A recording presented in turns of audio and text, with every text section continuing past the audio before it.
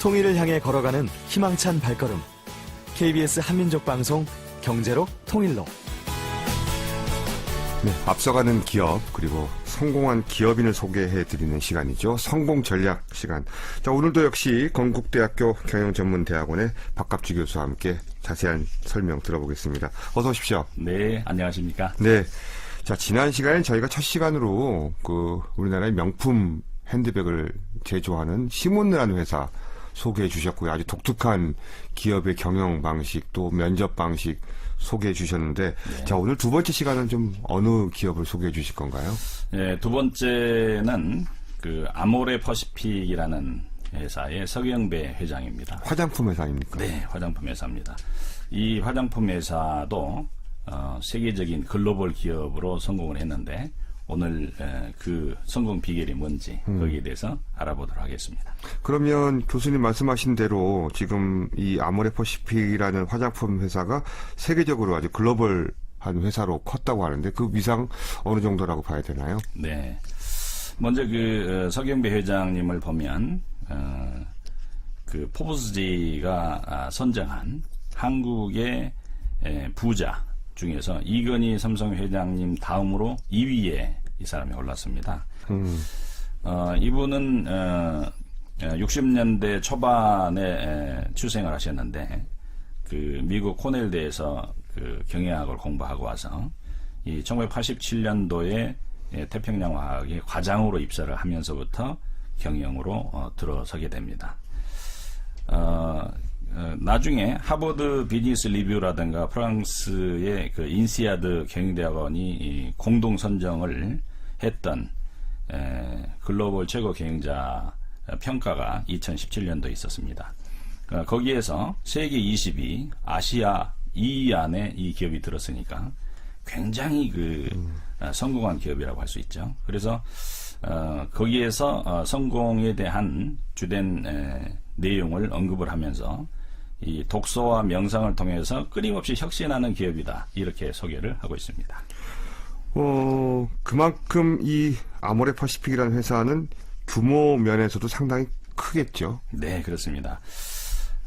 화장품 업계 국내 1위라고 볼 수 있죠. 그래서 글로벌 뷰티 기업 중에서 2016년도에 미국 뷰티 패션 전문 업체 WWD가 선정한 거에서는 글로벌 7위입니다.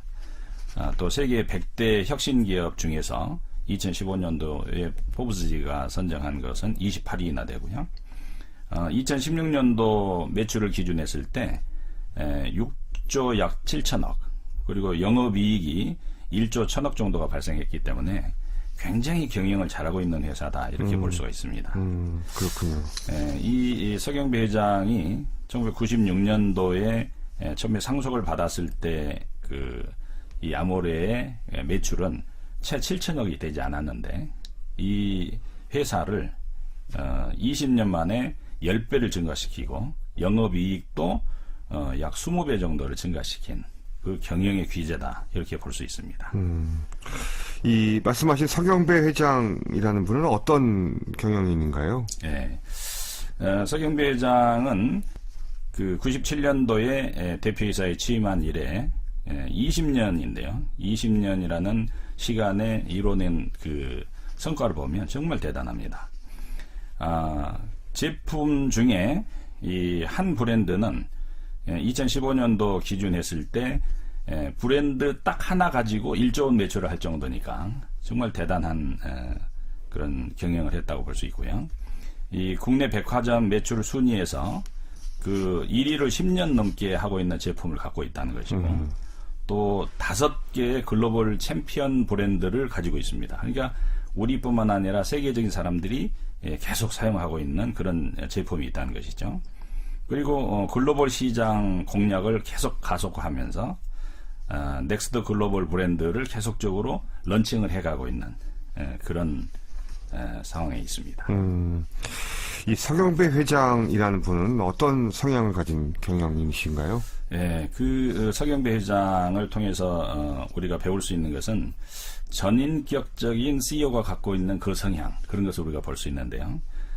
재벌 2세가 갖고 있는 거만하거나 오만한 그런 것은 전혀 찾아볼 수가 없는 그런 사람입니다. 본인을 부를 때도 절대 회장이라고 하지 않고 네. 서경배 님이라고 호칭하도록 그렇게 하고 있고요.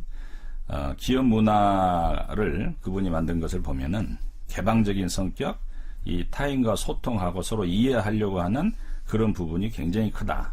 예, 이렇게 볼 수 있습니다. 서울대에 있는 그 김난도 교수가 소비자 행동을 많이 연구한 분인데 네. 그분이 평가한 것은 뭐냐면 아기처럼 호기심이 많고 끝까지 묻고 항상 공부하는 사람이다 라고 얘기를 하고 있습니다. 그래서 이분을 보면 이 첫 번째는 독서 경영으로 해서 많은 책을 읽는다는 것이고, 두 번째는 제품들을 꼼꼼하게 이 모니터링을 해서 하나하나 자기가 다 챙긴다는 것이고요.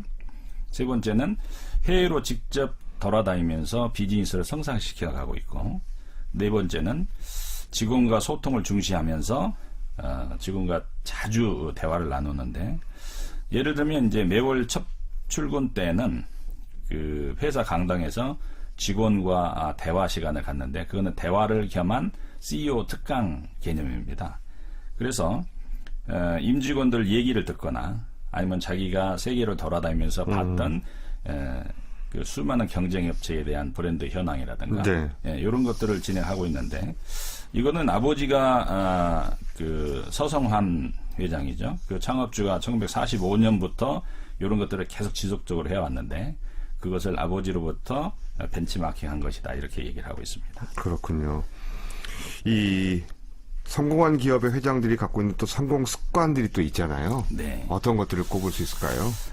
이분을 통해서 우리가 직접적으로 배울 수 있는 이 성공 습관은 세 가지가 있다고 저는 보는데요. 첫 번째는 매일 독서를 통해서 자기의 시야를 확장시키고 자기의 사고를 좀 더 논리적으로 만들어가고 있다는 것이죠.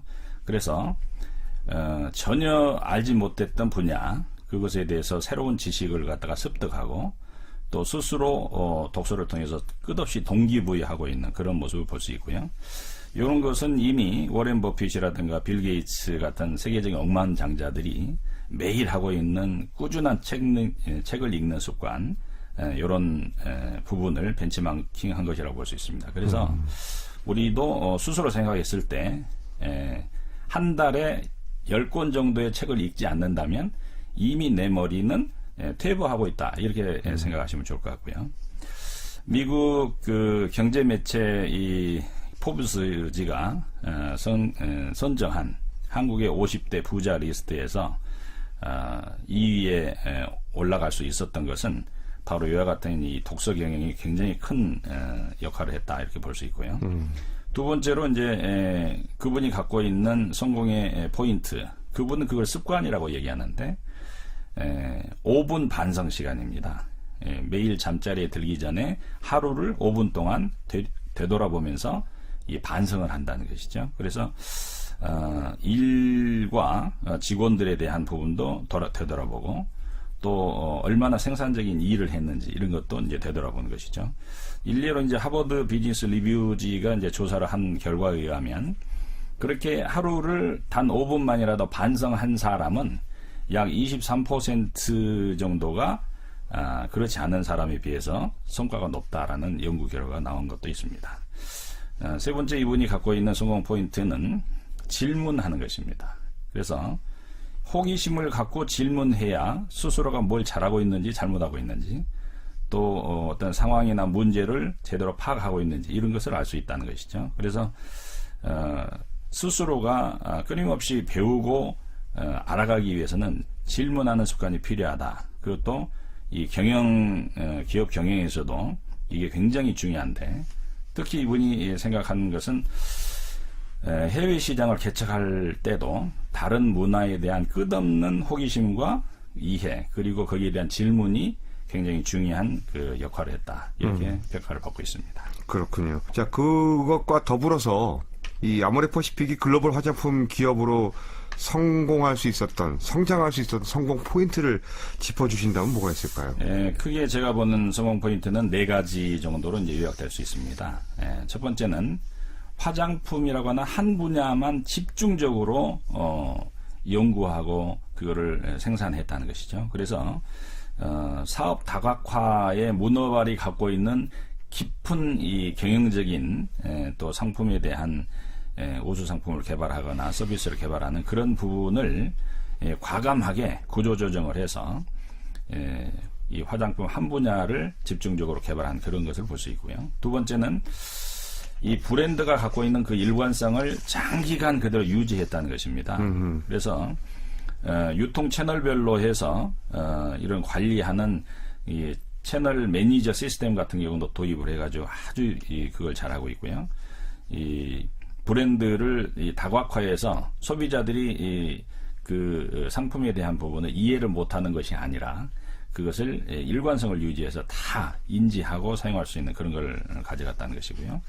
세 번째는 내수시장도 물론 잘 팔리고 있지만 내수시장을 아예 많이 벗어나서 이 해외 진출을 한다든지 철저한 현지화 전략을 통해서 세계적인 공략을 했다는 것이 세 번째로 볼 수 있습니다. 네 번째는 항상 과감한 R&D 투자를 해서 끝없는 새로운 제품을 개발해서 소비자들을 그 브랜드에 가장 만족스럽게 접목시키는 이런 경영을 했다. 이렇게 볼 수 있습니다. 이제 우리 흔히 이런 그 성공한 대기업들을 보다 보면 일반인들은 아니 뭐 늘 성공만 하니까 잘 되는 거 아니냐 이렇게 얘기하실 수 있는데 이 뭐 아모레퍼시픽도 위기가 있었나요? 네네. 아모레퍼시픽도 실패를 하거나 어려울 때가 있었습니다. 1988년도에 종합병원의 피부과 전문의들이 모여가지고 공동 개발을 했는데 그게 이제 건강에 좋은 화장품 브랜드였습니다. 요걸 가지고 이제 프랑스 진출을 시도를 했죠. 그런데 그때 당시에 그 원가로 50억 이상의 손실을 받고 90년도에 브랜드를 내놨는데 그것도 실패를 했습니다. 그래서 결국은 1995년도에 두 개 브랜드는 모두 프랑스에서 이제 철수를 했는데요. 이때 서경배 회장은 정말 시장 조사에 대한 중요성을 정말 뼛속 깊이 느꼈다 이렇게 얘기를 하고 있습니다. 그래서 여기서 중요한 것은 누구나 다 실패는 할 수 있는데 이분은 실패하면은 왜 그걸 실패했는지에 대한 철저한 분석을 해서 마치 교과서처럼 책으로 만들어가지고 그 임직원들한테 그걸 전부 보내서 왜 이 실패를 했는지 앞으로 어떻게 해야 성공할 것인지 이런 것을 반드시 짚고 넘어갔다는 것이죠. 그래서 이후에 이 아모레퍼시픽이 성공 가도를 달리는데도 철저한 시장 조사, 그렇군요. 이것을 통해서 그 세계 시장에 도전한 이런 걸 볼 수 있습니다.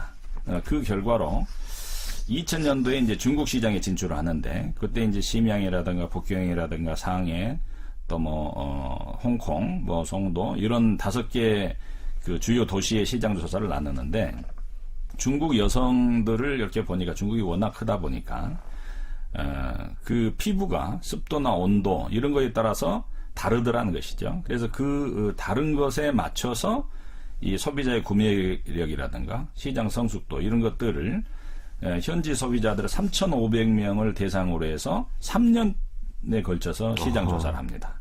그래서 그 끝에 이제 중국 시장에 진출을 했는데 결과는 이 대성공이 된 거죠. 그래서 2009년도에 기업에 대한 그 성과를 평가를 해보니까 중국의 37개 도시 또 145개나 되는 백화점에 입점을 해서 아주 성황리에 잘 팔리고 있고 중국 시장에서 놀랍게도 매년 60%의 고속 성장을 진행한 그런 것을 볼 수가 있습니다. 자, 이렇게 서경배 회장이 경영을 잘한 것은 이분이 태평양 그룹의 이제 1970년도에서 80년대 그 태평양 그룹이 사업에 대해서 굉장히 무리한 확장을 많이 했습니다. 그래서 아버지 선대 때 거기에 무리한 확장으로 계열사가 부실하고 노사 갈등 이런 것에 의해서 많은 위기를 맞게 됐는데요.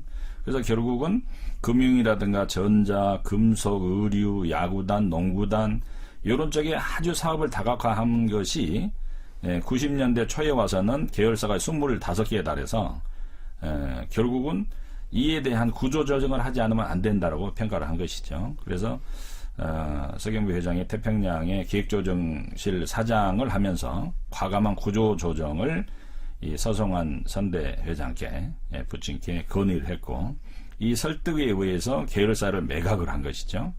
그런데 놀랍게 97년 말에 우리가 IMF를 맞이했는데, 이 구조조정 없이 만약에 그대로 했다면은 굉장히 경영에 큰 타격이 왔을 텐데, 외환위기 전에 구조조정을 함으로 해서 그 큰 위기를 극복한 그런 것을 볼 수 있습니다. 그렇군요. 자, 오늘은 저희가 두 번째 시간으로 성공한 기업인을 소개하는 성공 전략, 오늘은 세계적인 브랜드로 거듭 성장하고 있는 아모레 퍼시픽이라는 기업 여러분께 소개해드렸습니다. 건국대학교 경영전문대학원의 박갑주 교수와 함께 말씀 나눴습니다. 고맙습니다. 네, 감사합니다.